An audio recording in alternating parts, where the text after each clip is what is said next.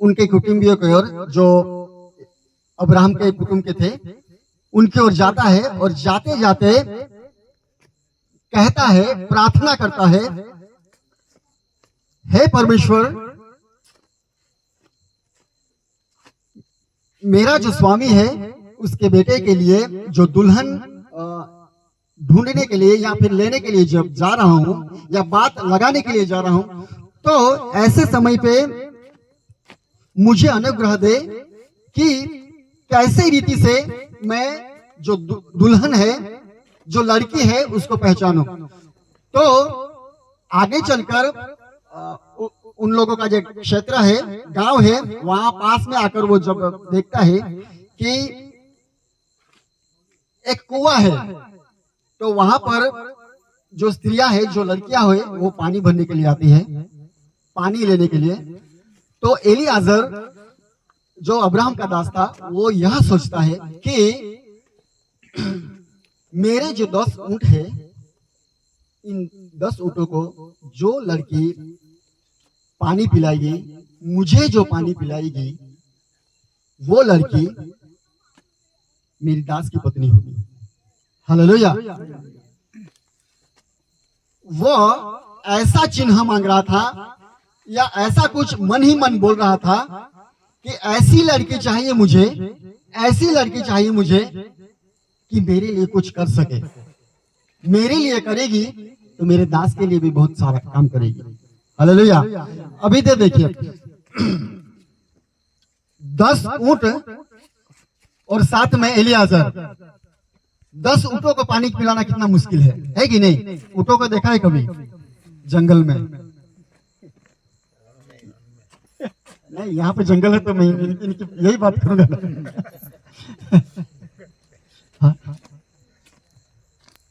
जहाँ रेगिस्तान है वहां पर ऊंट दिखते हैं, लेकिन यहाँ जंगल है तो जंगल में नहीं दिखते ना। क्या ज्यादा दिखता है? ज्यादा क्या दिखता है यहाँ पर? कौन से जानवर दिखते हैं?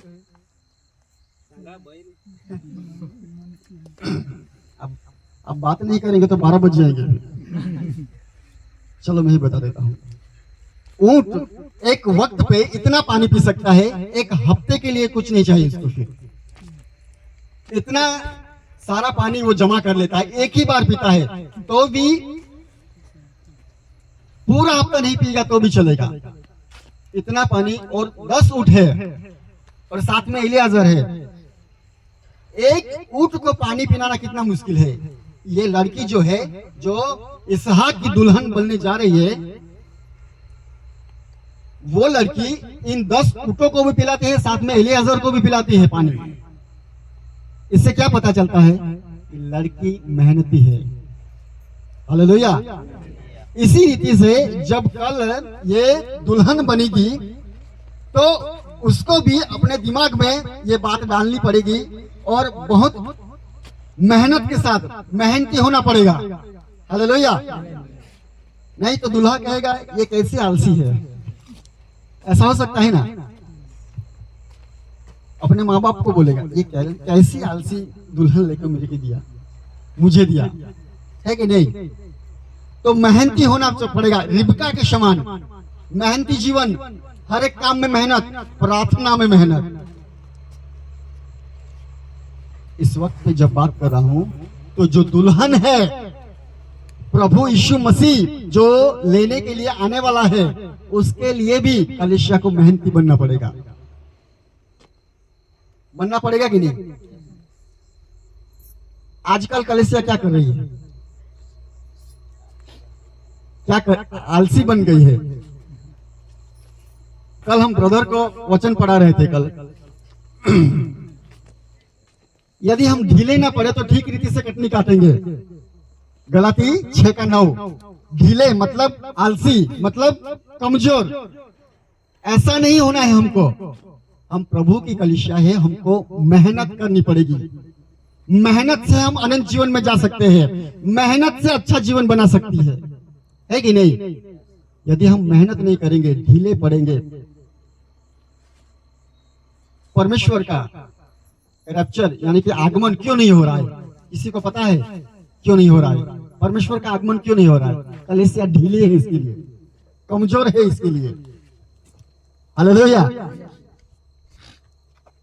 ये लड़की को भी, ये दुल्हन को भी मेहनती बनना पड़ेगा रिबका के समान। कलिसिया को भी मेहनती बनना पड़ेगा रिबका के समान। अगर मेहनती नहीं हुआ है, हम प्रार्थना में मेहनत करनी पड़ेगी, वचन में मेहनत करनी पड़ेगी, संगति में मेहनत करनी पड़ेगी। हालेलुया। आप सुबह में जब खेतों में काम पे जाते हैं, कितने बजे उठते हो? आप जाते कितने घंटे काम करते हो? 8 घंटे करते हो, 12 घंटे या 24 घंटे? अगर 24 घंटे करते हो तो सोते कब होते? हालेलुया। मेहनती बनना पड़ेगा हमको, कलिसिया को, दुल्हन को। अगर मेहनती नहीं हुए तो और भी आगमन के लिए, रैप्चर के लिए 1000 साल लग सकते हैं परमेश्वर को। जब तैयार ही नहीं तो, जब मेहनती ही नहीं तो। Hallelujah, hallelujah. बोलिए यीशु मसीह की। रिबका के समान मेहनती। आगे बढ़ेंगे हम।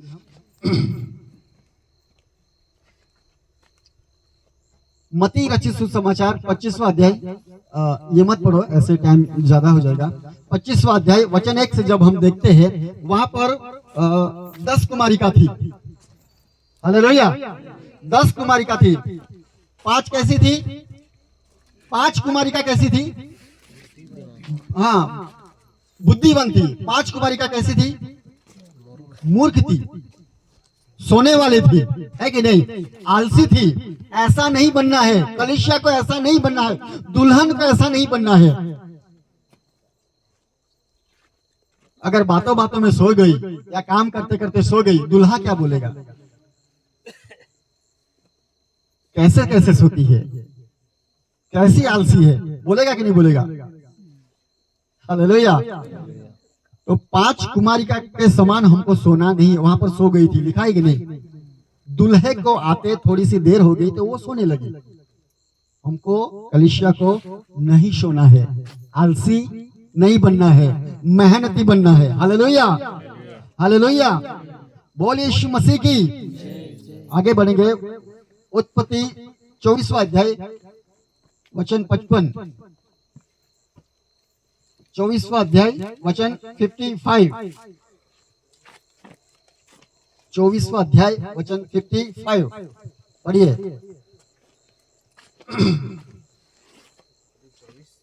हाँ, 55। रिबका के भाई और माता ने कहा, कन्या को हमारे पास कुछ दिन अर्थात कम से कम 10 दिन और रहने दे, फिर उसके पश्चात वह चली जाएगी। उसने उनसे कहा, यहोवा ने जो मेरी यात्रा को सफल किया है, इसलिए तुम मुझे मत रोको। बस आगे से पहले से पढ़िए 55 वाला। रिबका के भाई और माता ने कहा, रिबका के भाई और माता ने कहा, कन्या को हमारे पास कुछ दिन, कन्या को हमारे पास कुछ दिन अर्थात कम से कम 10 दिन, अर्थात कम से कम 10 दिन और रहने दे। और रहने दे। बस क्यों रहने दे? रिबका के भाई को और माता को क्यों लगा कि रिबका को 10 दिन हमारे पास रहने दे? बोलिए, किसी को पता होगा तो। तैयार नहीं थी, उनको लगा तैयार नहीं थी। रिबका के जो भाई है लाबान और उसकी माता है, उनको लगा कि रिबका अभी तैयार नहीं है। अभी कुछ कुछ बातों में ऐसा हो जाता है, ऊपर नीचे है, कुछ कुछ बातों में हल्की है, कुछ कुछ बातें अच्छी नहीं है। तो भाई और माता ने क्या सोचा कि 10 दिन के लिए, कुछ दिन के लिए उसको हमारे पास रहने दे, ताकि हम उसको ट्रीट कर सके, ट्रीटमेंट कर सके, या उसको कुछ सिखा सके। हालेलुया। उसको हम कुछ बता सके। तो 10 दिन के बाद वो सीख जाएगी, तब लेकर के जाना। आगे जब बढ़ते हैं तो रिबका कहती है कि नहीं, मैं तैयार हूं। हालेलुया। तो रिबका के समान हमारे जीवन में भी हमको ऐसा लगना चाहिए कि हम तैयार हैं, कलिसिया तैयार है, दुल्हन तैयार है। लेकिन आज हम क्या देखते हैं, कलीसिया तैयार नहीं है। बहुत सारे वचन में बहुत सारी गड़बड़ियां हो जाती है कलीसिया से। आगे हम परमेश्वर ने कृपा हम पर की, तो परमेश्वर के वचन से कुछ बातें हम आपको बताएंगे। हेलो चेक, कुछ बातें हम बताएंगे कि परमेश्वर के वचन में कलीसिया में कितनी सारी गड़बड़ियां हैं। हालेलुया। आगे बढ़ते हैं।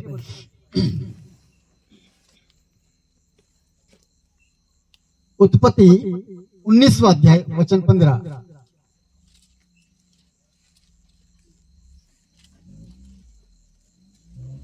उत्पत्ति 19वां अध्याय वचन 15। जब पौ फटने लगी, जब पौ फटने लगी, तब दूतों ने लूत से जल्दी करने को कहा और बोले, माफ करना 29वां अध्याय, 19वां, माफ करना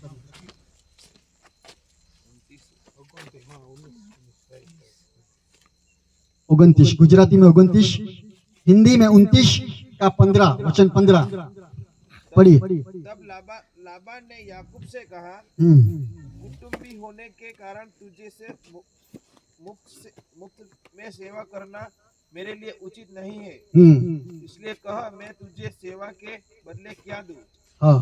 लाबान की दो बेटियां थी, जिनमें से बड़ी का नाम लिया और छोटी का नाम राहेल था। लिया के तो धुंधले आंखें थी और राहेल रूपवती और सुंदर थी, इसलिए याकूब ने जो राहेल से प्रीति रखता था कहा, मैं तेरी छोटी बेटी राहेल के लिए 7 वर्ष तेरी साथ सेवा करूंगा। लाबान ने कहा, उससे पराये पुरुष को देने से तुझको को देना उत्तम होगा, इसलिए मेरे पास रह।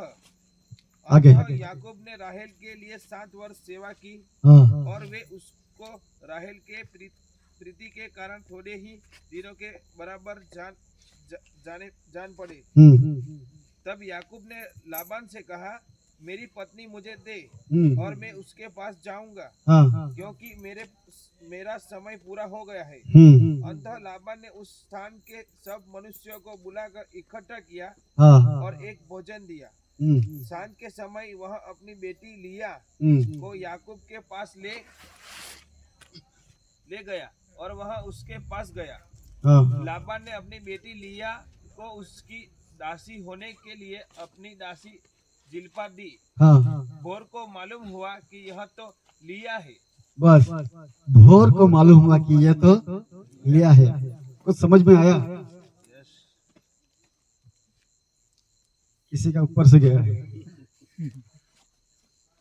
ध्यान दीजिए, बताता हूं मैं। इसहाक का बेटा याकूब, वो भी शादी करने के लिए गया। उसके मन में इच्छा हुई कि मैं शादी करूंगा। तो जो लाबान है, रिबिका का भाई, वो जो लाबान है, लाबान कहता है कि मेरी बेटी के लिए 7 सालों तक कुछ काम करो, उसके बाद मैं बेटी दूंगा। तो उसके मन में छोटी बेटी थी राहेल, उससे शादी करने की इच्छा थी, उसको दुल्हन बनाने की इच्छा थी याकूब की। तो जब 7 सालों तक याकूब ने मेहनत की, 7 सालों तक उसकी भेड़ बकरियां है उसको चराया, राहेल के लिए मेहनत की। जब समय आया तो उसके हाथों में लिया को दे दिया। उसकी जो दुल्हन है लिया को बना दिया, और लिया उसको पसंद नहीं आई। क्यों नहीं पसंद आई? क्यों नहीं पसंद आई? वचन में लिखा था कि धुंधला दिखती थी, कम दिखती थी, कम देखती थी, धुंधला दिखती थी। मतलब कि अच्छी रीति से देख नहीं पाते थी, और अच्छी रीति से देखता नहीं, वो क्या है? अंधा है, अंधा और धुंधला है, बराबर ना देखने के बराबर है। बहुत सारी बातों में प्रभु की कलीसिया में ऐसा धुंधलापन है, ऐसी बातें हैं जो दिख ही नहीं रही। लूसीफर ने व्यक्तियों को, विश्वासी को इस रीति से अंधा कर दिया है कि वचन की पहचान ही नहीं होती। याकूब को लगा कि धुंधला देखने वाली मेरे जीवन में गड़बड़ कर देगी, आगे हो सकती है गड़बड़। तो दुल्हन को साफ साफ देखना बहुत जरूरी है। दुल्हन को, ये जो प्रभु की कलीसिया है, उसको साफ साफ देखना बहुत जरूरी है, अच्छी रीति से देखना बहुत जरूरी है, धुंधला धुंधला नहीं, साफ साफ। इसी रीति से फिजिकल रीति से जो कल दुल्हन बनेगी उसको भी साफ साफ रीति से, अच्छी रीति से अच्छा देखना पड़ेगा, धुंधला धुंधला नहीं। जो भी है साफ साफ देखना, जो भी है साफ साफ कहना, तो अच्छा जीवन, सफल जीवन तब हो सकता है। और कलीसिया का अंधा बनकर नहीं, धुंधला बनकर नहीं, साफ साफ रीति से देखेंगे तभी परमेश्वर हमको ले जाएगा, दुल्हन को ले जाएगा, है कि नहीं। मत्ती रचित सुसमाचार उसका नहीं, मार्क रचित सुसमाचार 8:22 देखिए, 8:22 पढ़िए।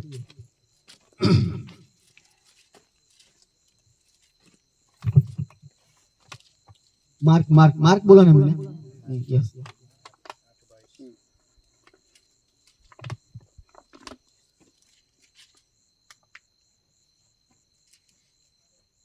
वे बेतसैदा में आए और लोग एक अंधे को उसके पास ले आए और उससे विनती की कि उसको छुए।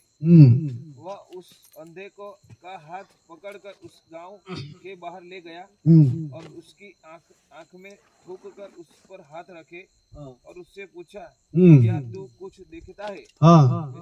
उसने आंख उठाकर कहा, मैं मनुष्य को देखता हूँ, वे मुझे चलते हुए पेड़ों जैसे दिखाई देते हैं। तब उसने दोबारा उसकी आंखों पर हाथ रखे और अंधे ने ध्यान से देखा और चंगा हो गया और सब कुछ साफ साफ देखने लगा। बस यहाँ क्या लिखा है? सब कुछ साफ साफ देखने लगा, सब कुछ अच्छा देखने लगा। बेतसैदा में वहां पर प्रभु यीशु जी गए और वहां पर एक अंधा मिला और वो गांव से बाहर ले गया उसको। गांव से बाहर क्यों? बेतसैदा में जो चमत्कार होते थे, बेतसैदा में जो काम होते थे, लोग मान नहीं रहे थे।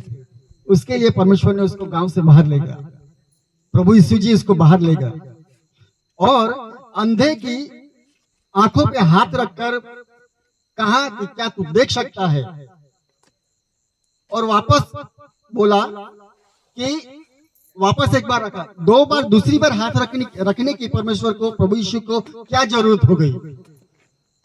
दूसरी बार हाथ रखने की, आंखों पर हाथ रखने की जरूरत प्रभु यीशु जी को क्यों हो गई?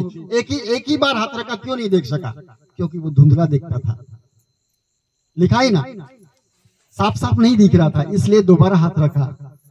परमेश्वर चाहता है कि कलीसिया, उसकी दुल्हन साफ साफ देखे, धुंधला धुंधला नहीं। उसने क्या कहा? वो अंधा व्यक्ति है, उसने क्या कहा? मैं मनुष्य को पेड़ों के समान चलते चलते देख रहा हूं। ऐसा बोला कि नहीं? अभी पढ़ा आपने। प्रभु यीशु जी ने कहा, धुंधला धुंधला मत देखो, अच्छा देखो, साफ साफ देखो। फिर बाद में ये अंधा व्यक्ति बोलता है कि अभी मैं साफ साफ दिख रहा हूं। इसी रीति से कलीसिया को भी साफ साफ देखना बहुत जरूरी है, अच्छा देखना बहुत जरूरी है। ये दुल्हन को भी अच्छा देखना बहुत जरूरी है। मत्ती रचित सुसमाचार उसका 8:20 पढ़िए।